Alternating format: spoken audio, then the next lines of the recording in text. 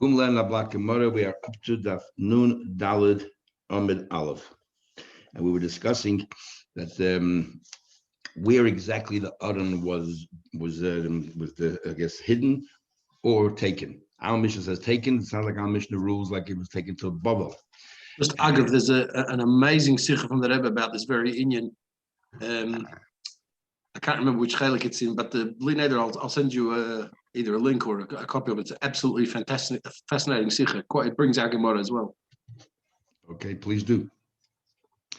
And then there is then we had an argument within Rav Shimon Yochai himself, whether it was in Eretz Yisrael or whether in Bavel. And because it says Ad Hayom Hazeh, we wanted to prove that it's Eretz Yisrael, and we said Ad Hayom Hazeh doesn't prove that it's forever. It could be for a time period. Okay, so we're up to now further the Gemara citing other opinions over here. And the Gemara is in the wide lines, and it's sort of right in the middle of the page. Amar Rav Nachman Tana. The last line is Tana. It's about 8 lines into the middle of the wide lines. Amar Rav Nachman. Rav Nachman said, Tana, we learned about Chachamim say that the Aron was not buried in the Kodesh Kodashim somewhere subterranean, didn't go to Bavel, but rather Aron Belishchas Dira Eitzim Hayagonas. Where was the Aron stored? In the chamber of the wood. We actually had this Gemara in Shkolim. We learned it was an incident with a kohen Shemus Asik. The kohen was preoccupied. We'll soon see what he was doing actually. He's noticed that the floor, a section of the floor was different or elevated compared to everything else. He notified it to a friend. And before they had a chance to complete the investigation, is Achiyotza Nishmasa. He passed away. So that's when they realized clearly Shisham Aron Gonus, that the Aron was there, and that's why you shouldn't have tampered with it. So we see clearly from here that the Aron was in Lishchas Eitzim. My Havi Avi, you said he was preoccupied. What was he doing? He was working with his axe. Torah Vishmo, Shnei Koinim, another incident. 2 Koinim, Bali Mumin. Both of them had a mum, so they couldn't serve in the base of Mikdash, but they had another job to help out. Monitoring all the wood to see whether there were worms there or not. V'nishmata kardume shel echad mehem, and one of their axes fell out of his hand. V'nofla sham, it fell right there in that same spot. V'yotza eish, and came a fire came out from there, and v'acholtei, and ate up or burnt or consumed the axe. That was all gone. So again, it's a second story to prove the same thing. That's where the Aron was. Rabbi Yehuda Rami. So we have 3 opinions now. In the base of English, where it was, or 2 opinions there, or in Bavel. Rabbi Yehuda asks a question. See, but one passage it says, "Vayiru Rashi Abadim," that they were able to see the tips of the poles.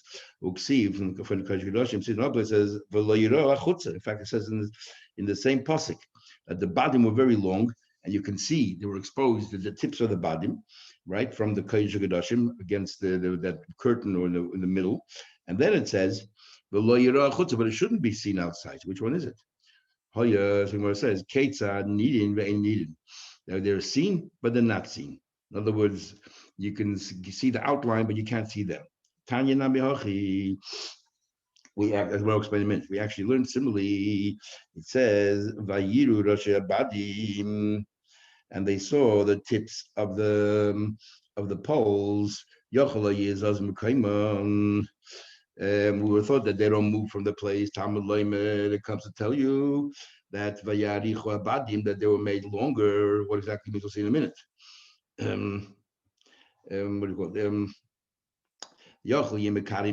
So we would have thought if the poles are sticking out so much, they rip right through the Paraychis.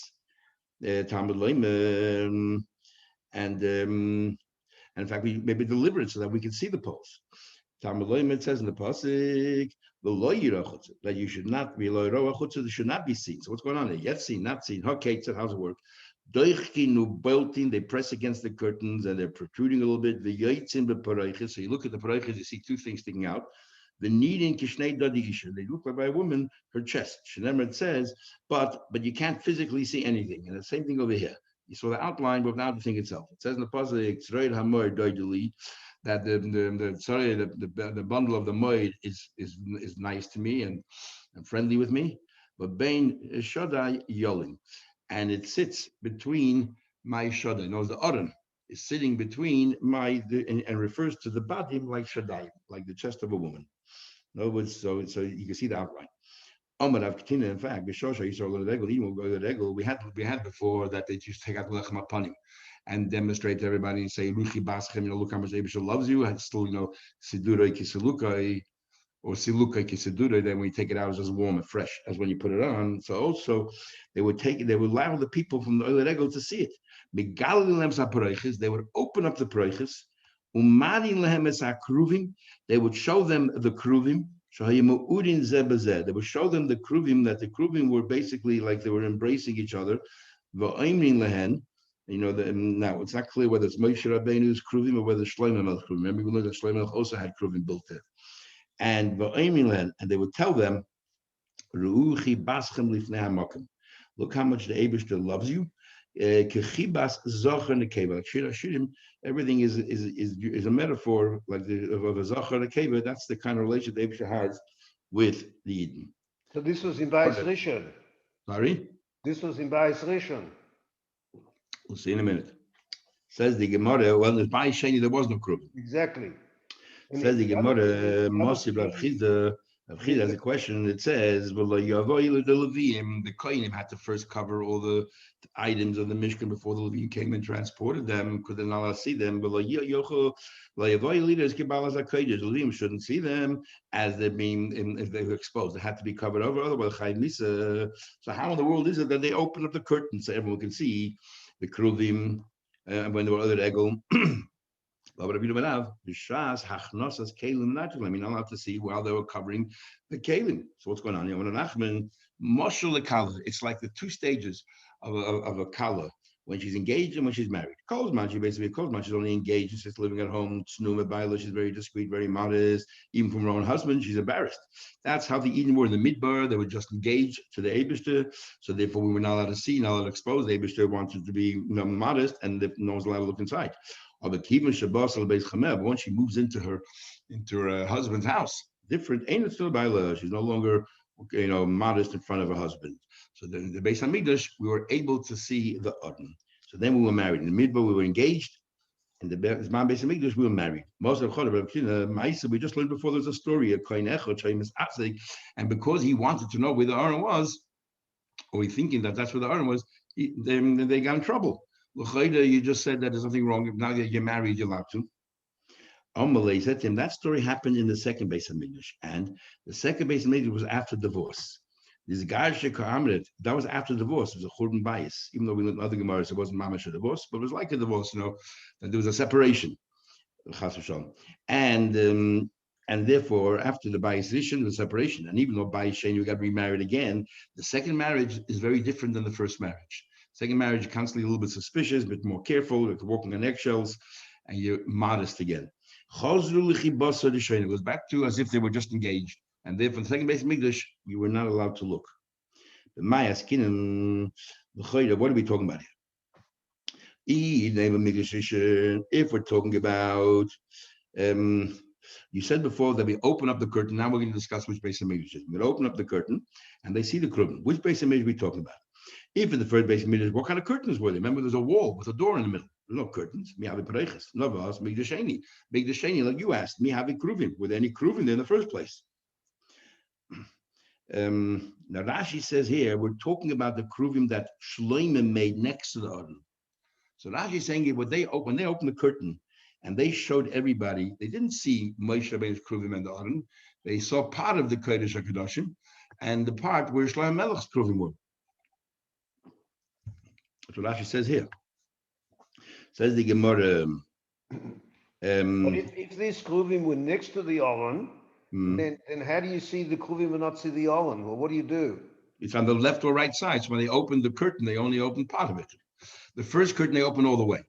The second curtain seems they only opened part. I think that's what it seems to Rashi. Now, what forced Rashi to learn this? I'll tell you in a second what I think, maybe.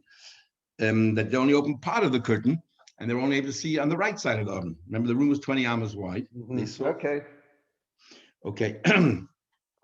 Says the Gemara. We just lost the place. Sorry. Yeah. So we're talking about now. So which base of midrash are we talking about? Answer the Gemara. La'olam midrash. Talking about the first base of midrash. What curtains are we talking about? Well, my paroiches the bobby. We're talking about there were a number of paroiches, and before we got to the Kodesh HaKadoshim, there were a number of paroiches, and the paroiches were right in front of Heichel had a paroiches, right in front of the Ulam had a paroiches, right in front of the gate to get in. So all the curtains were open wide so they could see. Now they had a wall to the Kodesh HaKadoshim, and the door was somewhere in the middle. So if the door was somewhere in the middle, they would have seen the Aron itself, unless the door was not mamish in the epicenter, it was a little bit to the right or a little bit to the left. There were 13 parades base of midrash, Shiva and the second base of midrash. Shiva 7, connected Shiva showing 7 gates. Shtayim 2, achas lepischa shel heichel v'achas lepischa ulam. So every single doorway had a curtain.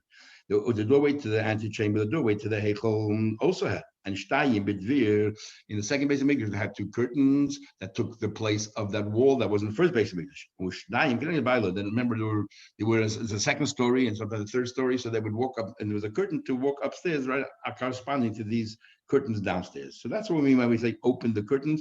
Doesn't mean the curtain of the Kodesh HaKadoshim. We're talking about the first base of Mikdash, it means all the other curtains. We're talking about the second base of Mikdash. No, so what did they see? So he said they never saw the actual Kodesh HaKadoshim. What they did see was ukruvim the tzarasa habekaima. There was etched out on the paroiches, on the curtains itself, an image of the kruvim. It was etched out an image of the kruvim. Rashi says it was either painted on it with mine samamonim. They used different kinds of herbs and painted on it, or they actually engraved it in the wooden walls that's in front of the stone walls, and that's where they engraved it. Says the Gemara. It says in the pasuk, the eskol kidas habayis, all the walls of the base of Mikdash, Masav Kela had all kinds of designs. Kruvim, it had images of the kruvim, tomatoes of palm trees, upturi tzitzim, and flowers blossoming. But so this wall that they would have seen from outside couldn't have been a wall between the Heichel and the Kodesh HaKadoshim, because the second base of Mikdash there was no wall. Exactly. So there was curtains. So is it on the curtains, or because he's saying the way Rashi says it sounds like it's paneling, wood paneling. So there must have been a wooden wall in front of. It doesn't mean in front of the Kodesh HaKadoshim. These are images now we're talking about, right? We're not seeing the Kodesh HaKadoshim at all. Right. The Kodesh HaKadoshim seems that according to this answer, that it was not opened. And there's nothing to see anyway. So which wall is it? The left side, the right side of the wall? We don't know. Rashi just says that they had these wooden cover, like you said, paneling in front of the stone walls. I'm not sure exactly which. The other thing is that the Heichel and the Kodesh HaKadoshim was so high up that the only place you could really look at it was if you're standing Har HaZeisim and look through the gates.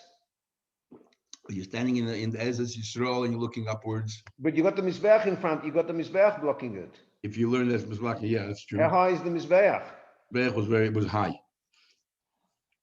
But if you stood, you couldn't really see anything. If you look at an angle, remember we worked out a whole cheshbon that even if the Mizbeach is in front and standing Har HaZeisim, you only had the space of one amma that you can see when you open. That's right. Yes, you couldn't see that much. Yeah. Anyway, it says the Gemara further. Okay, now we're not going to have time today, but if you look at the Taisus here, there's a Daled and Aleph, and it goes the whole page, the next page. This is a very important Taisus. This is the famous Taisus about whether you're allowed to take pictures or make drawings, because the way Rashi learns here is that either they drew, so you're allowed to make paintings, and the paintings were of kruvim. Kruvim are angelic forms of a boy and a girl, so you're allowed to make paintings of people, very important. And flowers and palm trees or scenery, and or Rashi says it was more than just painting; it was engraved. You're not allowed to have it sticking out, willing more about it, but seems when Rashi allowed to engrave. Very important, because you know the number of people who don't like them to be photographed, because they say it's aser kol pesel v'kol tumuna. This long taste is very important. All about that. If we have a chance tomorrow night, we'll talk about it. A bit more time. Okay, let's continue. Says the Gemara, Then the pasuk says, "V'tzipa zov meyushar ala mechuka." Then they used to cover it with gold directly over these engravings. So the word mechuka sounds more than just pictures. Sounds like they made actually engravings. So how does Rashi know that they painted with Salomonim? Uksiv, and it says in the pasuk further, Kemar ish v'levios.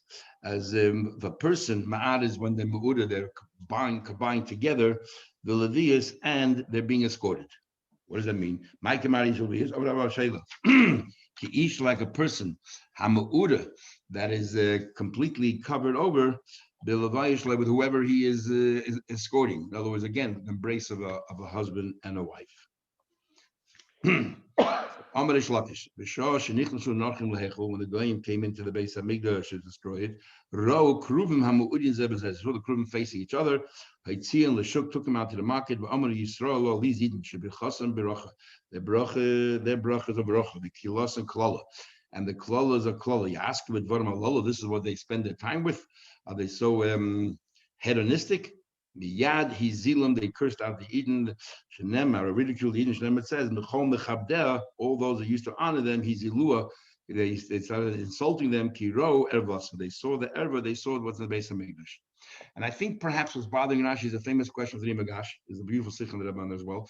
The Gemara says in Mabasa that when the Kruvim are facing each other, that means the Abish is happy with the Eden. When they're not facing each other, the Abish is unhappy. So how is it possible? The Gemara says over here that when they came in to destroy the base of Mikdash, they were facing each other. The base of Mikdash is about to be destroyed, which means the Abish was not happy with the behavior of the Yidden. Why were they facing each other? This is the Rimagash's question, and could very well be that's what Rashi is answering. I didn't see anybody say this, but maybe Rashi is saying there's a chiluk in Moshe Rabbeinu Kruvim and the Kruvim of Shlomo Melech. What they saw was the Kruvim of Shlomo Melech that were facing each other. What the Gemara there in Babasa is talking about, that they're facing each other or not facing each other, was a Kruvim on top of the Aron, Moshe's Kruvim. That might have changed, depending on the behavior of the Yidden. Maybe that's what forced Rashi to say that these were Shlomo Melech's Kruvim rather than Moshe Rabbeinu's Kruvim. Maybe. So Gemara further. Yimi, when you're looking for your sikh over there, also find the sikh there when I've asked this question, talks about it. The idea of Golus is dafke the highest levels of Hashem. What if Golus is part of the plan? I think it's the first halakim. If you can remember, and send me a text where it is.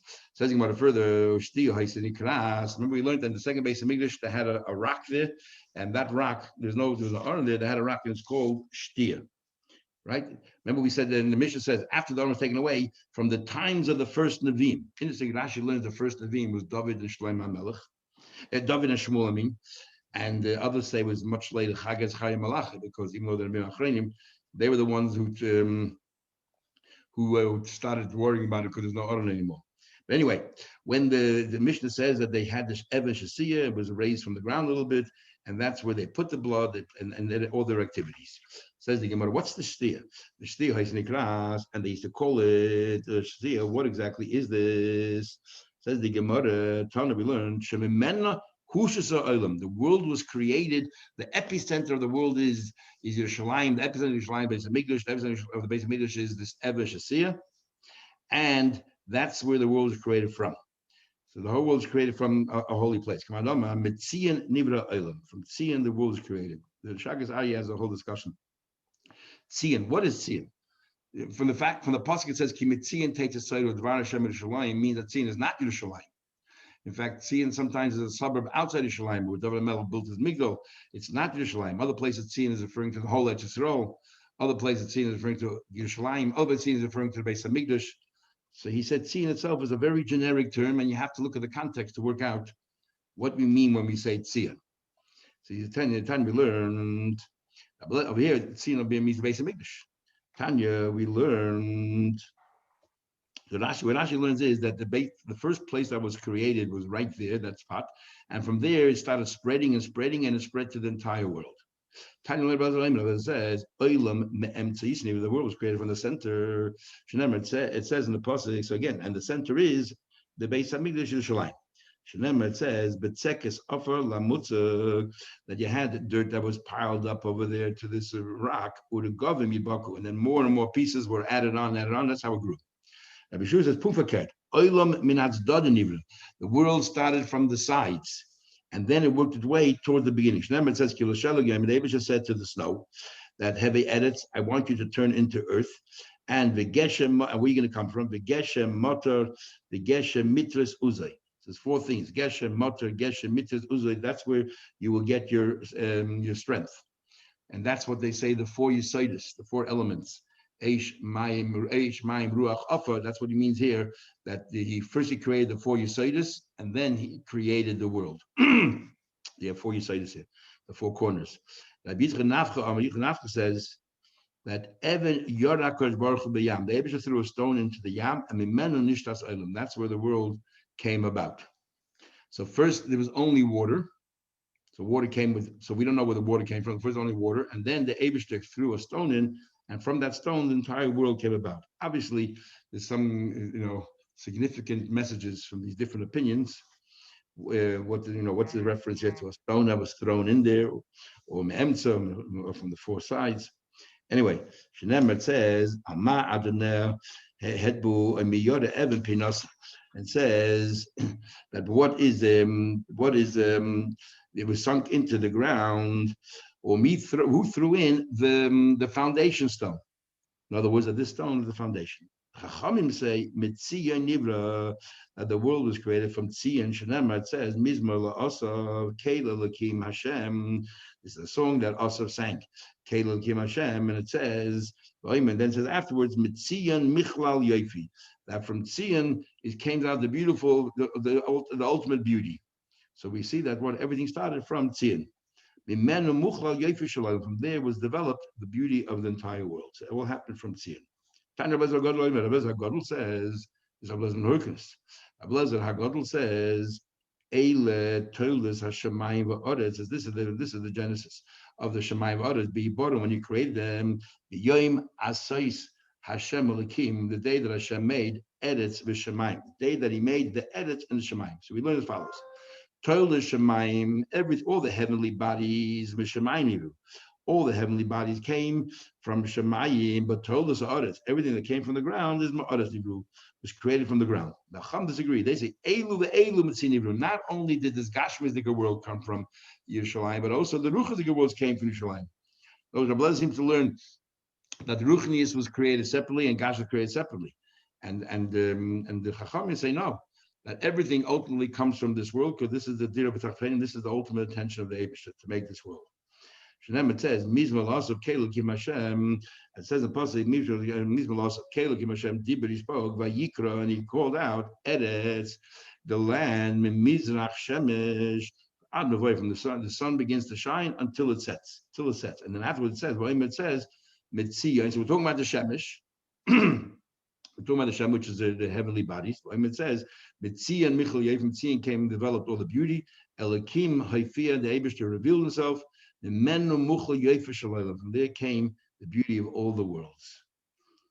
Okay, I think we just do two more lines. Not less Adam, he took the blood. The Kohen Gadol then went to the next activity. He took the blood from the person who was stirring the pot. And it says it that how did he actually sprinkle the blood? He was like, he didn't aim to be a mile mata. He just did it like a matzlif. And remember, they all just landed on the ground. They didn't land on the kapoides of the Aron. He did it in front of lifnei kapoides. He did in front of it, and the one on top and then seven on the bottom, and they all landed on the ground. So what does it mean? One on the top and seven on the bottom. He did like a matzif. What's a matzif? It says Mach Rabbi Yehuda showed what exactly is a matzif we had before.